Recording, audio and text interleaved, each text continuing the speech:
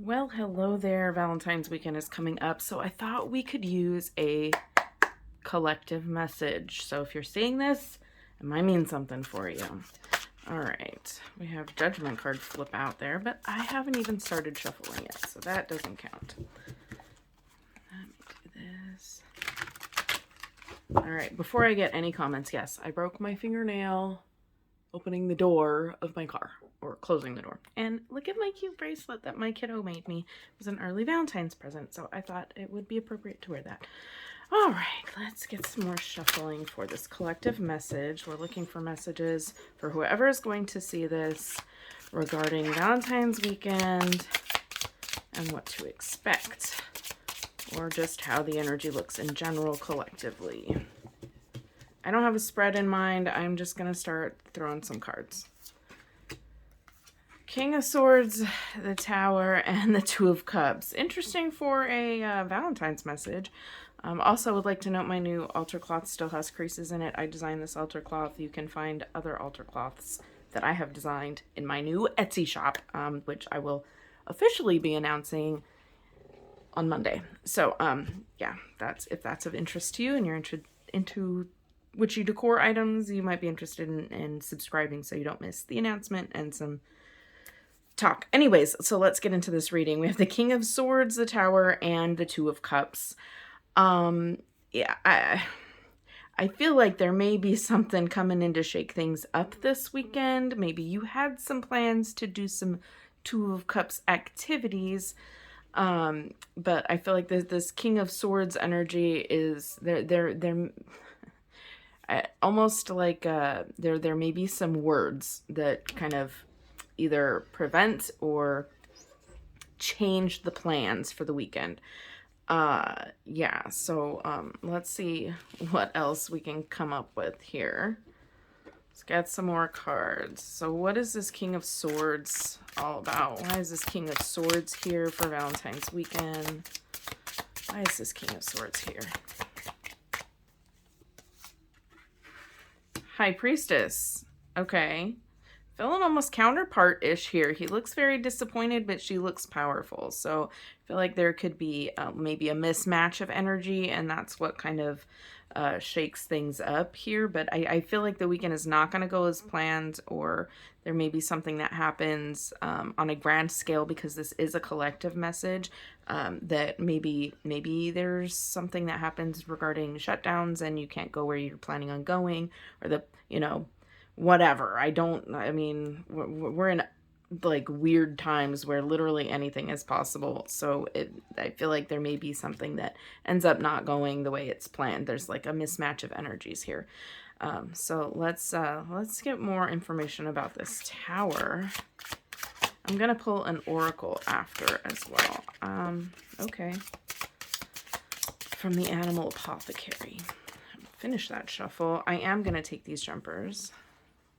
We have the Seven of Cups upside down. Yeah, almost like you're left with no choice. Like you're left with no choice. There's very little options going on here for the plans. So yeah, the not having a choice and to clarify the Tower. Yeah, there's something that is inevitable. That's not the word. Unforeseeable, but like there's no way out of it. Also, the Nine of Wands came out, which is resilience, but the Nine of Wands also can be like a wounded warrior, like you're gonna go through some shit, but overall I think that ends up being a good energy, because you come out of it. This is coming out of whatever this unforeseen, like you make the best of it, is what I'm getting here. So this weekend I feel like there may be something that changes things, changes plans, and kind of gives you little options available for what to do if you're planning on celebrating with someone. Let's get some more on this Two of Cups to see if maybe there's a, not someone. Let's see more information about this Two of Cups, please. Why is this Two of Cups here? What is the union we're talking about? The State of the Union. Oh, wow. Okay. Interesting for that to come out like that. Eight of Cups, retreat. Yeah, so kind of retreat, changing plans not going, or things not going according to plan. This is walking away from something. Like maybe you put a lot of time and effort into some plans that aren't working out, and you have to walk away from those plans. Like I said, like you're left with no option here, but we're getting this making the best of it. High Priestess also coming to intuition. The High Priestess more so for me is about somebody who knows what's up but isn't saying or can't say for some reason. The Keeper of Secrets, that kind of energy. So there may be something unseen below the surface. This may be you getting an idea, or an idea of something that may be going on that changes your mind and leaves you no choice, but you make the best of it. You have to walk away from something. And this was clarifying this lovers, or not lovers, Two of Cups, Freudian slip. This Two of Cups, this coming together, walking away from this coming together. So there may be that kind of change of plans, but I really felt like I needed 2 cards for that. Then we have the Five of Wands. Competition, it says, is the key word. So there may be some conflict again with the King of Swords, feeling all stressy depressy over here, getting like things just not going according to plan. So prepare for that as a possibility. Be open to going with the flow of things, because you may not have as many options as you hoped, or the options that you selected may be unavailable in some way. But yeah, it kind of, competition isn't necessarily the main energy I get from the Five of Wands. I get more conflict. And like I said in the beginning, an exchange of words that may change how you approach the weekend and any festivities that you have planned. So things maybe not going according to plan, a little bit of conflict, but I'm still getting this like making the best of it. Making the best of the situation and rolling with the punches kind of energy. So I feel like that was really short. That was really short. So let's keep going. I do have some oracle cards to pull. I do want to see if there's something else that we need to know. So I'm going to put these back in the deck, and we're going to do kind of like a secondary reading to get more details on, what the heck is going on there. Let's give it another shuffle. And we're going to look more into, so that was a little personal. Let's go a little bit more broad. My intention was to go broad to begin with, but I feel like that got a little specific. Okay, let's go more broad. Maybe not the individual watching this energy, but let's go with more collective energy. Let's widen our search, if you will. All right. Let's see. Collectively for this weekend. Broad church, broad match. What's going on this weekend? Starting with 3, generosity, Wheel of Fortune, and the Hermit. Yeah. I feel like maybe a lot of people are choosing to do their own thing. I get a little bit of changing your mind with this Wheel of Fortune card. There's like where before we were like change of plans, things may not work out, you may not have options. I feel like this is about choosing. So collectively, I feel like more people are going to choose to stay alone, or not alone in a like bad sense, but like choosing to focus on themselves here. This generosity, this 6 of Pentacles or discs in this deck. This is about giving to yourself here, because we have this Hermit card. It's almost like a changing your mind and deciding to focus on you. The wheel is always turning, and we also have a lot of these big circles, which would indicate to me cycles. Please excuse that sound if you hear it. It's windy outside, and the little palm trees next to my window that is like right here is scraping. That's all that is. Everyone's fine. Anyways, so back to the reading.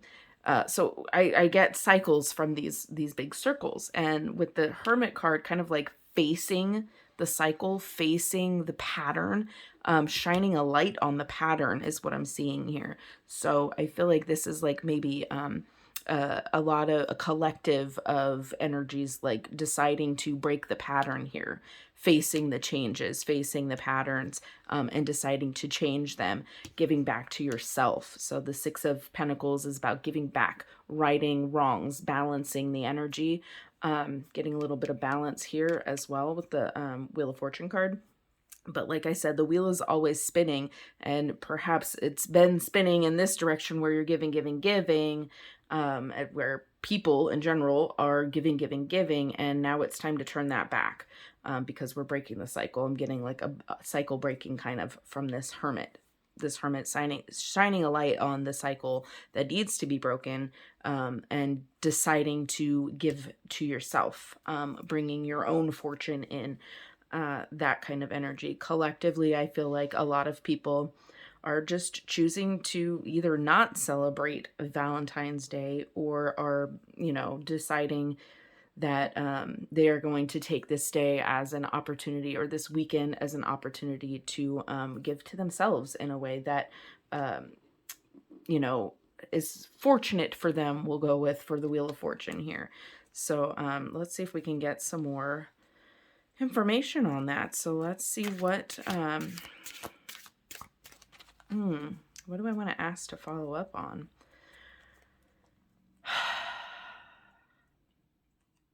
How? Let's just say how. How are people doing this? How is this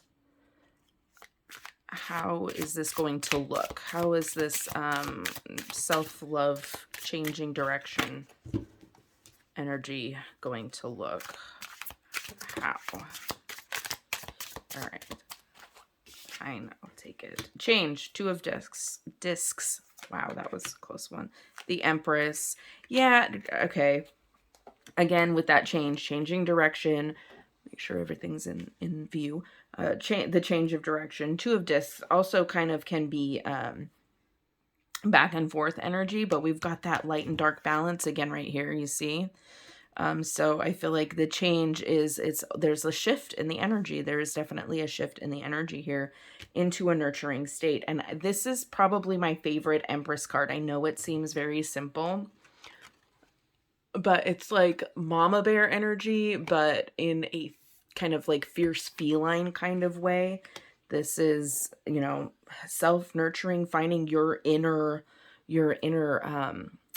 fierceness, your inner protectiveness. This is more protective Empress energy than it is, like giving birth to something, or fruitfulness or abundance or anything like that. I really get a sense of like protective energy here. So yeah, and then we have the Eight of Wands, where it says movement in this deck. The Eight of Wands for me always reminds me of Abraham Hicks saying, launching your rockets of desire. And depending on the deck, they're either coming down or they're going up. I feel like this is coming in for you. So this is about an abundance of nurturing kind of coming in. And it's also coming from this direction as well. And there's the, kind of like the rainbow of colors here and rainbow of colors here. I feel like there's a lot of this energy coming your way, or, coming people's way, since we're talking collectively. I feel like deciding collectively to focus on ourselves and to, how do I want to word this? To, nurture yourselves, to take, like, let's do the self-care trope. But I feel like it really changes the tide collectively to a more abundant lifestyle for those who choose to go this route and spend more time working on themselves. This is about, that nurturing energy and that protective energy. But, as a mother, I feel like there may be a lot of mothers watching this, that energy that we put into our kids as a parent, that we tend to drain ourselves with that. And I feel like this is saying, we're not draining ourselves anymore. Like collectively, the feminine, the divine feminine, whatever you want to call it, that nurturing energy. I would prefer to say divine masculine, divine feminine as more of a divine active, and a divine passive, not passive, but more emotional or nurturing. rather than trying to assign it to a gender, because that really doesn't apply. We now know that, we all have both energies within us. It's what we feel comfortable tapping into. And I feel like collectively that divine nurturing energy is starting to surface more and become more prominent. And collectively, I see that has a very positive outcome. So focusing on ourselves seems to be the main energy collectively for the weekend of Valentine's Day. So I may title this something like "Be Your Own Valentine," because I feel like that's what the message is coming in. So let's see these oracle cards. I have not used these for readings yet. They came in the Hay House Oracle subscription box, Oracle Deck Club, I think is what it's called. I have a couple of unboxings, well, 2, because there have only been 2 boxes so far. This is the Animal Apothecary, and it came in one of those Hay House boxes. So let's pull a card from there and see what we got. I probably have never even shuffled them, so we're going to give it a good shuffle. If you want to skip past, you may. I won't know. I mean, I could probably look in the stats, but I don't care that much. Like, that sounded bad, but that's not what I mean. I don't mean it in a bad way. That's not what we're here for. Skip it if you want.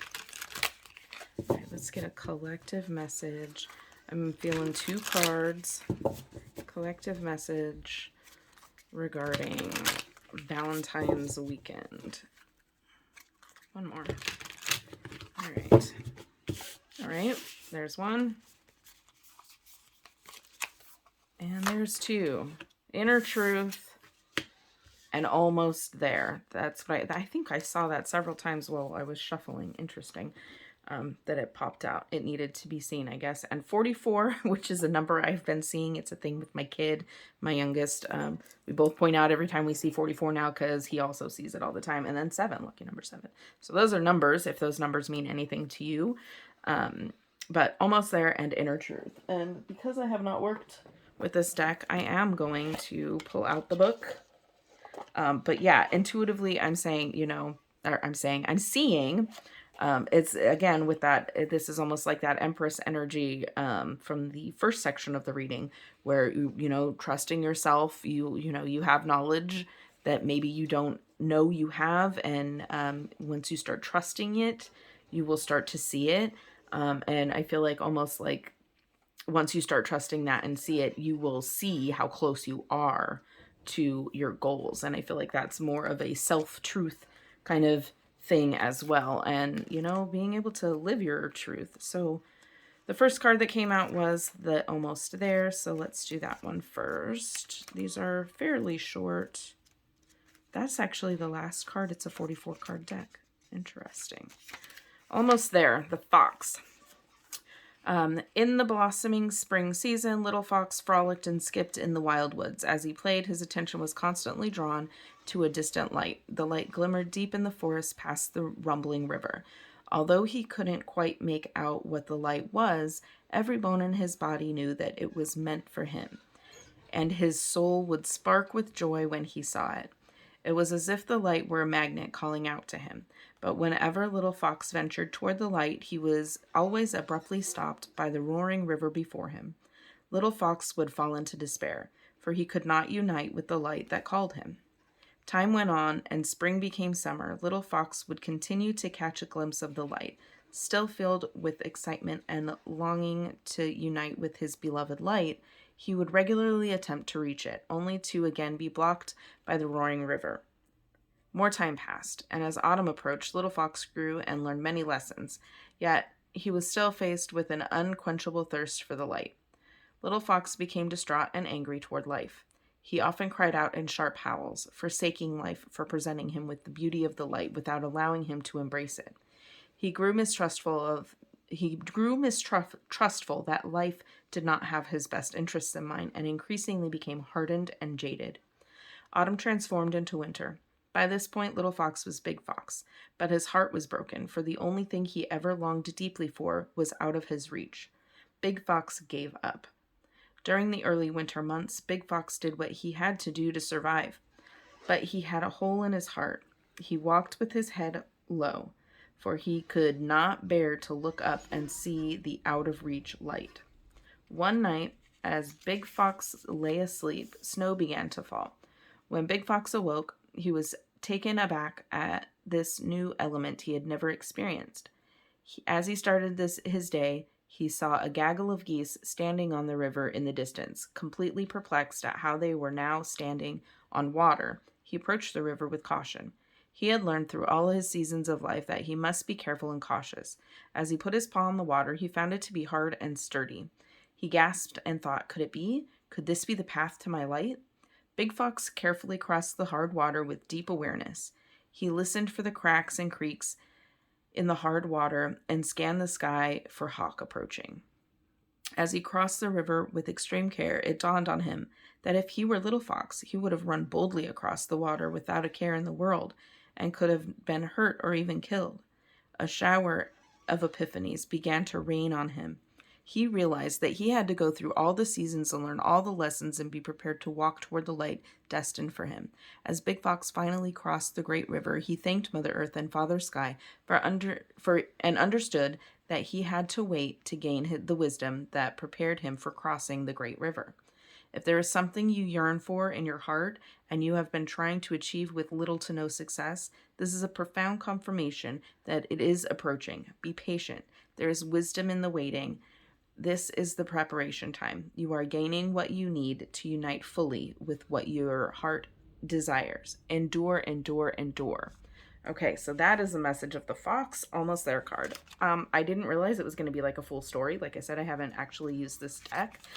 So if you want to stick around for the owl on the Inner Truth card, I will read that passage as well. That was a nice little story. It's almost like a collection of Aesop's fables, you know?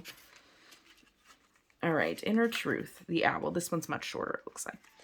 Owl sees in the dark and knows what is not directly being shown. She is the master intuitive.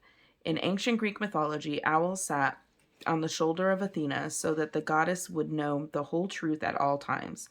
If you receive this card in your reading, it is a message that you have a deep inner knowing and you can trust this gift. Whatever guidance you are currently seeking, this card is confirmation that the answer will not only come, but it will come from within. Like that Hermit card. Owl says it's okay to not always immediately know the right answer or what to do. Fear may arise and hide the truth of a situation from you, but you are being asked to sit on the confidence of your inner knowing. Patience is of the utmost importance. Similar message. When you push and try to instruct your intuition to immediately figure out the answer, your intuition becomes strangled by your ego's control. All you need to know is that guidance will come. When and how it comes is none of your concern. Life will help you connect your intuition with your intuition to reveal the truth. Figure out the best path and do what is best for your growth and the growth of anyone else involved. Owl's Medicine shares that you do know the answer and it will be revealed at the correct moment. Relax and go do something else.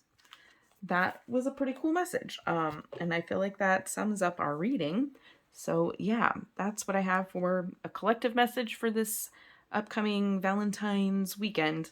Really, it's about focusing on yourself, your journey, and,